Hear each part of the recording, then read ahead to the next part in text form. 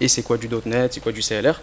On va essayer de définir tous ces termes et après on va voir comment on peut utiliser du .NET dans des missions à Red Team, à savoir du pentest, tout en commençant par charger du .NET dans .NET et après charger du shellcode natif dans .NET.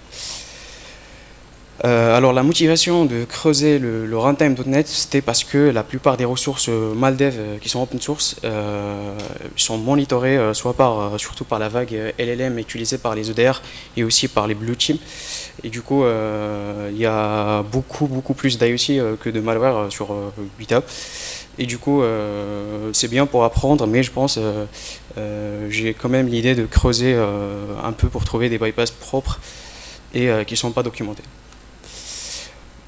Pour commencer, je vais définir c'est quoi du managed code, mais pour le bien définir, je vais commencer avec du unmanaged code. Unmanaged code, c'est classiquement du C, C++, ASM. Donc tout ce qui est ce que le compilateur compile direct en ASM, c'est-à-dire ce que votre CPU consomme.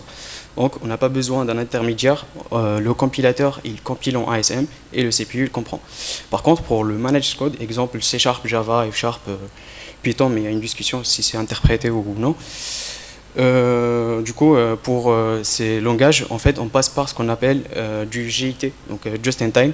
C'est le traducteur entre l'intermediate code et le CPU. Parce que l'intermediate code pour le Java, ça serait du Java Byte, pour le C#, ça serait du IL, Intermediate Language. Et du coup, il faut un JIT qui va prendre ces instructions, les traduire pour que le CPU les comprend. Du coup, c'est quoi le .NET? C'est tout simplement la plateforme managed de Windows, donc de Microsoft, avec son propre runtime, avec ses propres fonctions et voilà. Donc normalement, historiquement, ça a commencé avec du VB.NET, si je ne me trompe pas, et après on a C#, F#, JS, Script.Sharp, il y en a beaucoup de Sharp. Et pourquoi le .NET il est très intéressant en Red Team? Déjà, historiquement, pour le in-memory execution, pour l'exécution en mémoire, on a beaucoup d'exemples. On a parlé de Cobalt Strike, le classique BOF de Cobalt, c'est Execute Assembly. On peut charger des assemblies .NET en mémoire. Et aussi pour la stack offensive du .NET, on parle de Ghost Pack. On a beaucoup d'outils comme Rebus, Sharpound et on peut citer d'autres.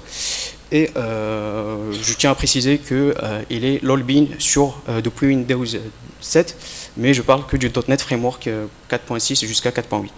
Et sur Managed, donc on ne va pas se casser la tête à gérer la mémoire, il gère la mémoire tout seul. Du coup, pour commencer, il faut que je parle du CLR, parce que le CLR, c'est vraiment le runtime .NET. C'est Command Language Runtime.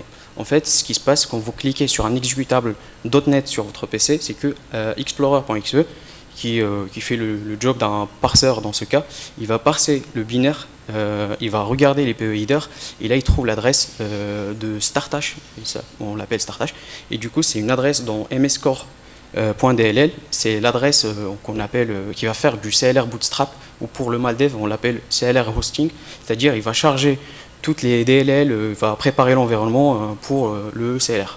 Et le CLR, il crée ce qu'on appelle app domain. Du coup, c'est une structure dans la mémoire où il y a du code IL, c'est-à-dire le code intermediate language que le compilateur il a généré. Et après, supposons que vous cliquez sur la fonction, que vous exécutez la fonction test ou main, le CLR il va dire au JIT, tiens, je vais exécuter la fonction main. Est-ce que tu peux me la compiler? Le JIT il compile la fonction, il lui dit ok, c'est compilé, c'est sous forme d'ASM dans l'adresse X. Et du coup, votre CLR il fait un jump vers cette adresse et votre fonction elle est exécutée. Le classique en Red Team, je répète, c'est de charger en mémoire. Donc on a la fonction classique assembly.load qui permet en fait, comme vous pouvez le remarquer, c'est un petit poke hello this is a cipher qu'on peut, là je l'ai pris directement depuis l'exécutable, mais ce qui est intéressant c'est qu'on peut le chiffrer et le mettre sous forme de string dans le binaire ou bien le charger depuis comme un stage, depuis un C2, et du coup c'est fileless, c'est-à-dire on ne touche pas au disque et on charge directement notre payload dans la mémoire. Mais il y a un souci, c'est l'AMC. C'était facile avant l'AMC et là c'est beaucoup plus compliqué à cause de l'AMC. En fait l'AMC c'est un c'est un layer que Microsoft il a ajouté qui intercepte tous les calls de assembly.load du PowerShell. Chaque call où il y a du chargement en mémoire, l'AMC il scanne le buffer que vous passez à ce call pour vérifier en termes de signature si c'est pas un malware. Et en fait, vous pouvez chiffrer par exemple votre malware, mais forcément à l'instant de assembly.load, il faut le déchiffrer. Donc l'AMC il va le flag certainement. Bah, pour prouver que l'AMC il prend notre malware, on a fait un petit breakpoint sur AMC Scan Buffer et on a lancé un assembly.load. Et vous pouvez voir en convention d'appel que sur RDX il prend bien notre PE. Donc l'AMC il prend bien notre PE pour le scan. Et sur du .NET Core qui est open source, on peut voir que c'est un peu analogue au CLR Framework, mais du coup on peut voir aussi que dans tout ce qui est mapping mémoire, il y a toujours un check, est-ce que c'est safe ou pas.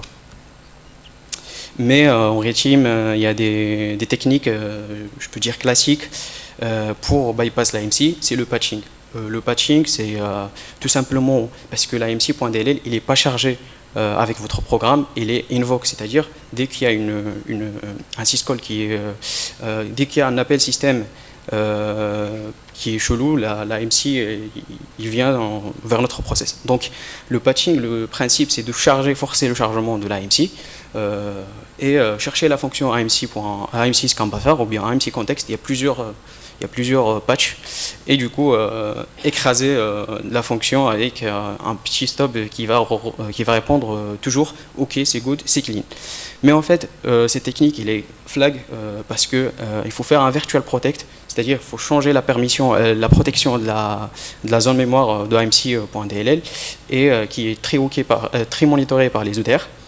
Et les EDR ils calculent le hash de AMC.dll d'une manière périodique. Du coup, quand vous patchez, vous changez le hash et du coup le DR il vous flag directement et c'est une alerte qui est high, donc bloquée directement.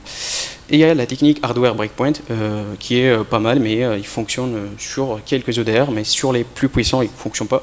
Et l'idée c'est de mettre l'adresse de AMC scan buffer dans les registres de debug et déclencher une exception et on set comme handler de cette exception une fonction qui va juste dire s'il y a une exception sur AMC scan buffer, on saute. Et comme ça, il n'y a pas d'exécution de AMC scan buffer sur notre programme.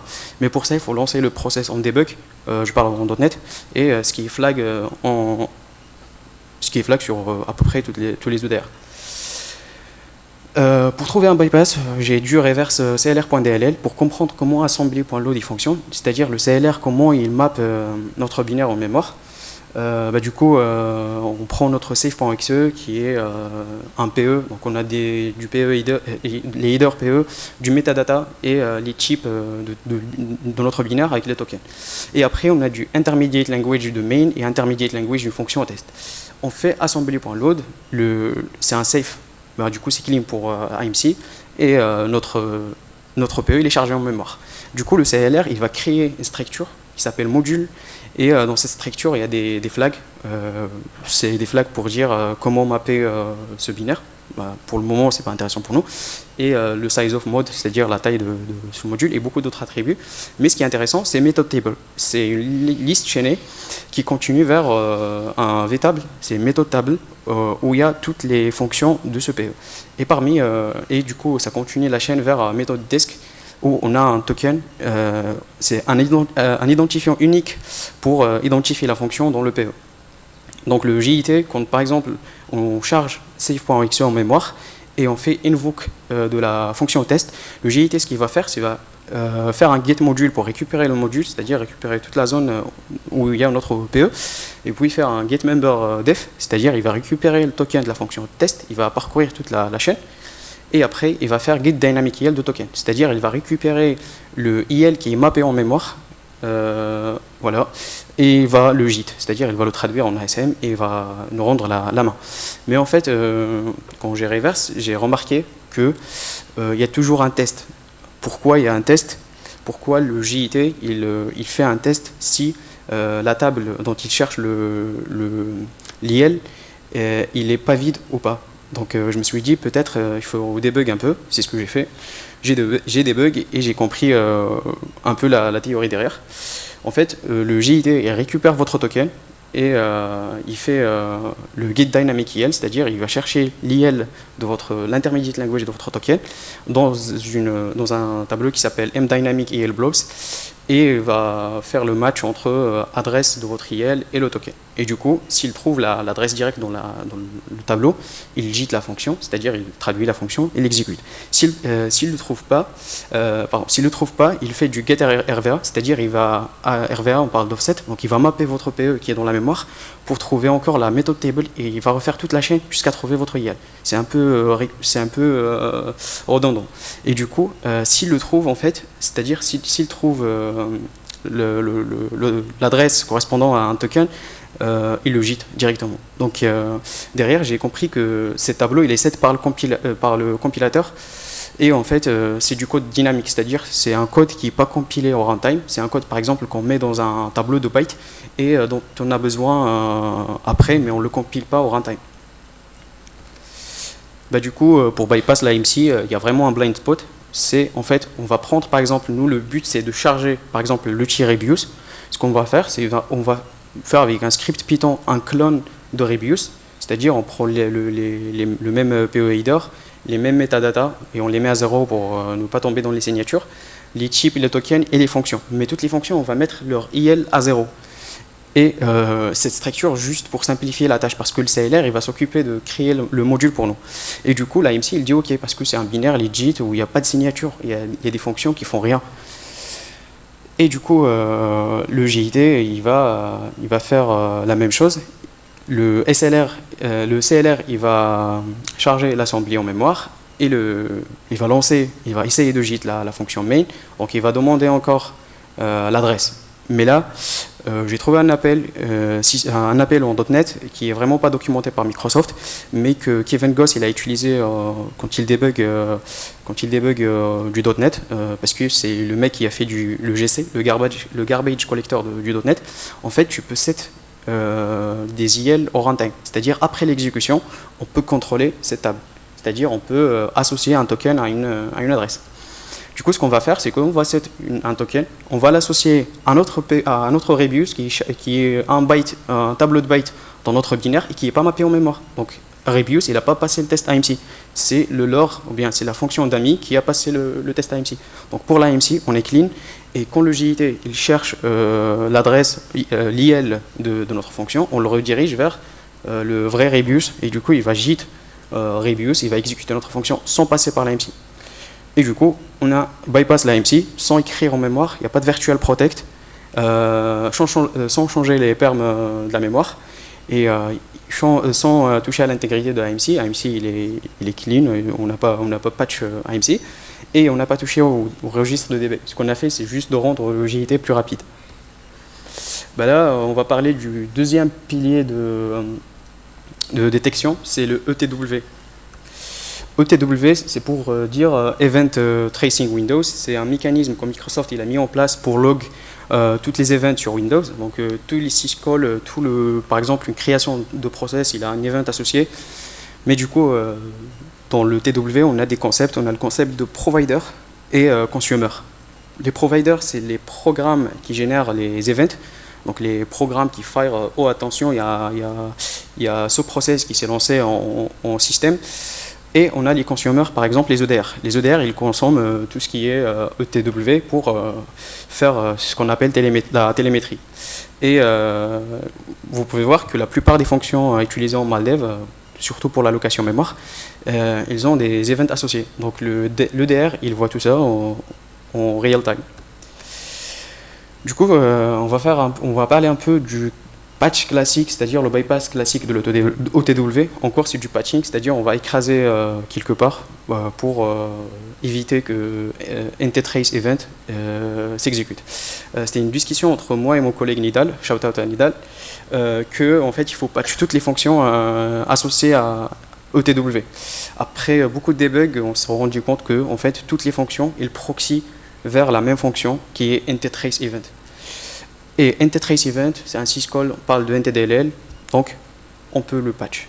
C'est-à-dire, on peut aller à un TDLL en mémoire et écraser par exemple la deuxième ligne, la deuxième instruction avec un read pour avant le syscall, c'est-à-dire empêcher une trace de faire le syscall, de push le syscall. Mais ça, c'est détectable par les EDR, malheureusement.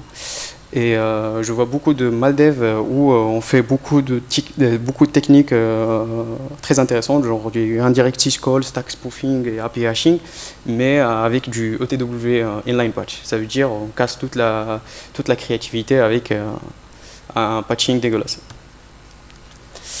Et du coup, comme vous pouvez le voir, c'est comme ça que l'EDR il nous voit quand on fait un chargement en mémoire d'un .NET.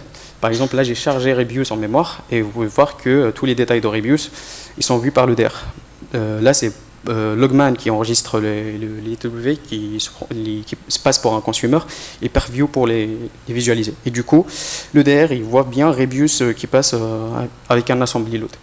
Mais parfois ça passe sur les EDR, mais forcément il y a une alerte. Parce que détecter, c'est pas bloquer, c'est pas détecter.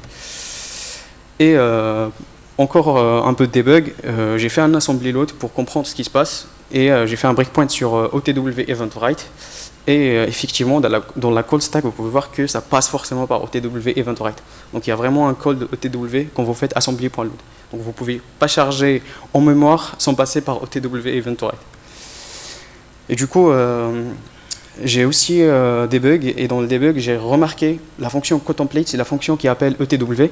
Mais ce qui était intéressant, c'est avant cette fonction, il prend toujours en paramètre des handles.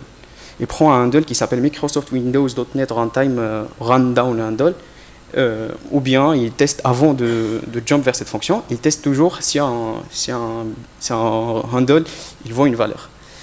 Et vous pouvez aussi le voir ici de manière plus claire. Du coup, j'ai mis ce handle à 0 en debug et il n'y avait plus de TW. Mais ça revient à du patching parce qu'il faut qu'on cherche la mémoire, Virtual Protect. Merci Microsoft, il a mis tous les handles en point data. Ils sont writable, donc on n'a pas besoin de faire Virtual Protect.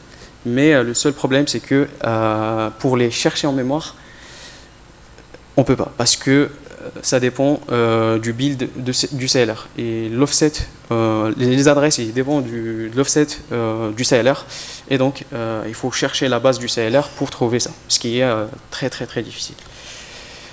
J'étais un jour en train de regarder un mec qui fait du cheating sur CS2, sur Counter-Strike, et en fait, il m'a inspiré qu'on peut trouver des handles juste en faisant des regex en mémoire. C'est-à-dire, on va match toutes les opérations sur un handle avec des regex, et comme ça, on peut trouver notre handle. Et ce que j'ai remarqué, dans n'importe quelle occurrence de Microsoft Windows .NET Runtime Handle, il y a toujours move dans RCX et après il y a un call vers la fonction qui va encore appeler ETW. Du coup c'est redondant et du coup c'est une regex. J'ai fait ça, on va chercher tous les moves dans RCX et un call après. Et du coup j'ai 10 000 handles, c'est pas suffisant. Mais pour être sûr, on a notre handle parmi les handles. Mais je me suis dit vas-y, je vais patcher tous les handles et ça cassait le programme. Donc il faut être un peu chirurgical, il faut chercher vraiment le bon handle. Et du coup, comme je vous ai dit, cotemplate, il va appeler event_write. Et du coup, je peux dire que c'est un deuxième indice pour nous, c'est-à-dire on va se baser aussi sur ça pour chercher notre handle. Du coup, on va chercher tous les moves dans RCX et on va encore chercher une autre regex, mais à l'intérieur de la fonction cotemplate, s'il fait un call vers event_write. Et on compare l'adresse de event_write avec la vraie adresse de event_write de NTDLL. Et comme ça, on a une regex qui fonctionne. La première, c'est pour move RCX, et la deuxième, c'est le call. Et ici, c'est le enable bit qui subit un test avant de se lancer. Pour celui-là, c'est vraiment facile parce qu'il est toujours référencé comme ça. Un test et après un call. Du coup, en implémentant tout ça en .NET, en C#, on peut voir que on peut faire la regex comme ça et après on parcourt la mémoire et on récupère l'adresse de ETW event_write. Il n'y a pas de patching. Et je compare à chaque fois si CodeTemplate il a appelé ETW pour être sûr. Et du coup, il y a une fonction qui s'appelle isETW c'est-à-dire CodeTemplate, est-ce qu'il appelle vraiment ETW. Et comme ça, en patchant tous les handles à 0, on peut trouver qu'il n'y a plus de TW, on peut charger en mémoire. Et comme vous pouvez le voir, j'ai lancé un POC et Rebius il est chargé en mémoire. Mais dans les assembly load, on n'a que les assemblées qui se lancent avant main, c'est-à-dire les assemblées du CLR, MScore OTW qui est le programme lui-même et système. Donc pour l'EDR, c'est impossible de voir que OTW il est passé, que Rebius il est passé avec un assembly load. On a parlé trop de .NET, donc de tout ce qui est chargement de .NET en mémoire, mais vous allez me dire qu'en Red Team, on préfère aussi de charger des shellcodes natifs. Ouais, on a ce classique loader dont Black Wasp aussi il a parlé, mais en version .NET. On peut voir que c'est un loader classique qui prend un shellcode, puis il change la permission d'une zone, copie le shellcode et lance un thread pour l'exécuter. Et ce classique loader, je ne pense pas qu'il peut bypass même Windows Defender, parce que Virtual Protect avec un tel appel, c'est-à-dire avec 0x40 read write execute, c'est flag par tous les EDR et on va voir pourquoi. C'est parce que l'EDR il hook cet appel. Et après aussi on a tout ce qui est analyse de stack et stack walking dont il a parlé Black Wasp ce matin.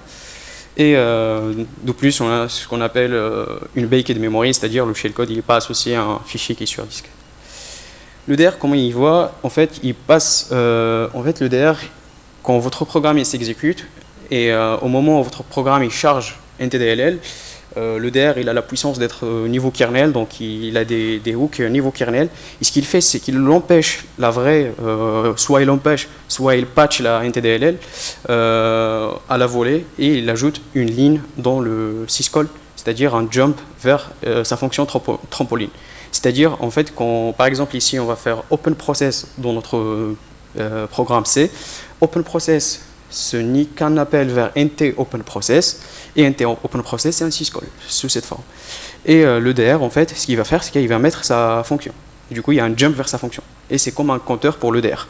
Et du coup, si vous avez une chaîne de, par exemple, Open Process sur LSAS, puis mini dump write, c'est-à-dire, forcément, c'est un malware qui est en train de lire, il a pris un handle sur LSAS et il a lit la mémoire LSAS.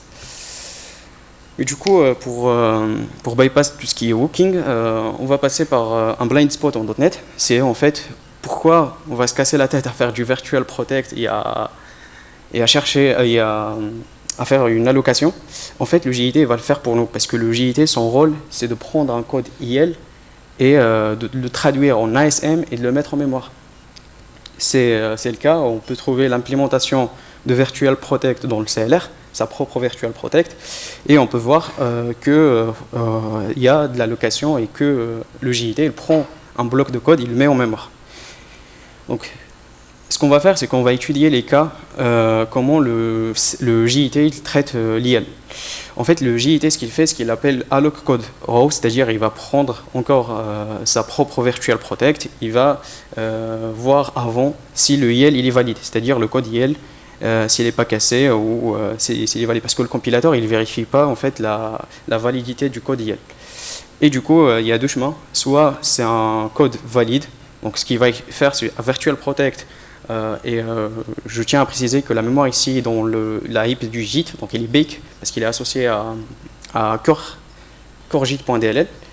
Et du coup, dans ce cas, dans le cas d'un IL qui est valide, le JIT va juste écrire en mémoire la traduction de l'IL en ASM. Il va vite fait changer la page en RX. J'ai pensé à faire une time of check, time of use ici, mais ça ne marchait pas.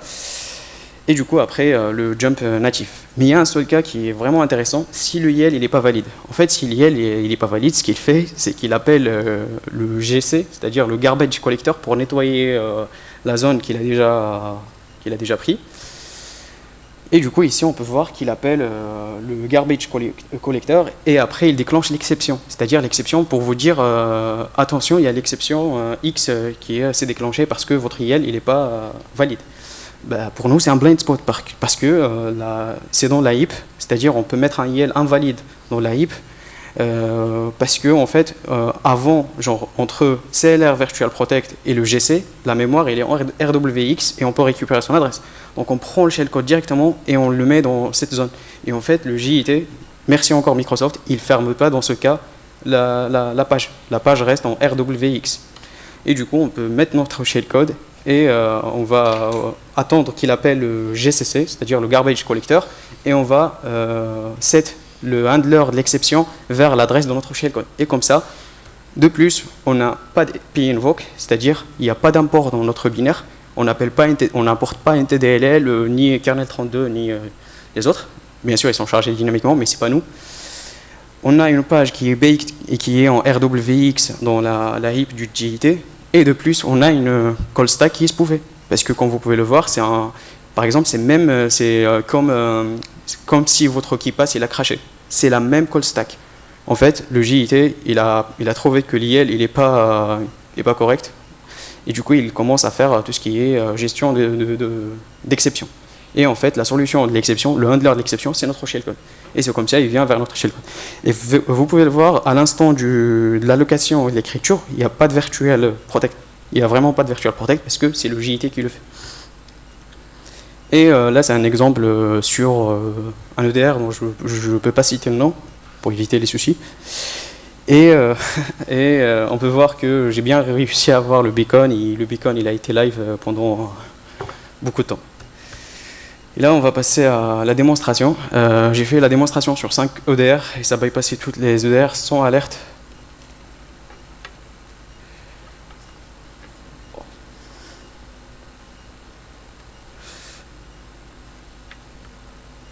Je peux pas montrer le nom de l'EDR. Mais en fait, là, c'est un chargement en mémoire d'Apollo qui est un agent mythique en .NET. Et comme vous pouvez le voir, il n'y a pas d'alerte. Je ne peux pas vous montrer la console, mais croyez-moi, il n'y a pas d'alerte. Et notre beacon, on a bien notre callback, il est bien valide et l'EDR, il ne capte rien. J'ai mis un gros jitter.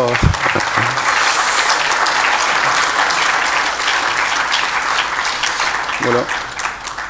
Est-ce que vous avez des questions? Et merci pour votre attention.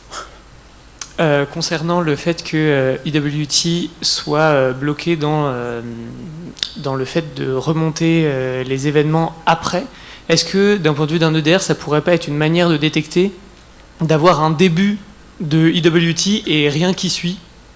C'est-à-dire, est-ce que l'EDR il va dire ce process il n'a pas de ETW, c'est suspect? Bah, le fait qu'il y en avait déjà qui avaient commencé, ouais. Et après il n'y en a plus, ouais, est-ce que ça pourrait pas être une règle justement dans un EDR qu'on rajoute pour remarquer ce genre d'anomalie? J'ai pris ça en considération parce que comme le handle il est dans une zone writable, on le met à 0 et on charge notre par exemple Rebius et après on le remet à sa valeur. Et du coup Ok, donc il y a la suite des EW. Ouais, il y a la suite bien sûr des TW.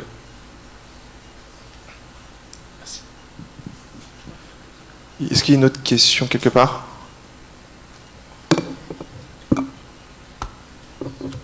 Merci. On est bon? Merci beaucoup, Sama.